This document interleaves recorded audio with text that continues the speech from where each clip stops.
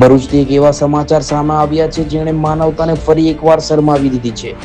ભરૂચના C division police સ્ટેશનની હદમાં એક 11 વર્ષની માસૂમ બાળકી સાથે દુરાચારની ઘટના બનતા સમગ્ર વિસ્તારમાં ચકચાર મચી ગઈ છે। મળતી માહિતી મુજબ 26 વર્ષીય પિયુષ પરમાર નામના શખ્સે રાત્રિના સમયે આ નીચ કૃત્ય આચર્યું હતું। જ્યારે 11 વર્ષીય બાળકી પોતાના પરિવાર સાથે નિંદ્રાધીન હતી ત્યારે આ નરાધમે તેને નિશાન બનાવી હતી। આ ઘટનાની જાણ થતાં જ બાળકીના પરિવારે હિંમત દાખવી સી ડિવિઝન પોલીસ સ્ટેશનમાં ફરિયાદ નોંધાવી। પોલીસે પણ આ મામલે સહેજ પણ વિલંબ કર્યા વગર આરોપી પિયુષ પરમારની ધરપકડ કરી લીધી। આરોપીને કોર્ટમાં રજૂ કરતા કોર્ટે તેને 1 દિવસના પોલીસ રિમાન્ડ પર મોકલ્યો હોવાની માહિતી મળી છે। હાલમાં પોલીસ આ ઘટનાની ઊંડી તપાસ કરી રહી છે, પરંતુ સવાલ એ થાય છે કે શું હવે માસૂમ બાળકો પોતાના ઘરમાં પણ સુરક્ષિત નહીં?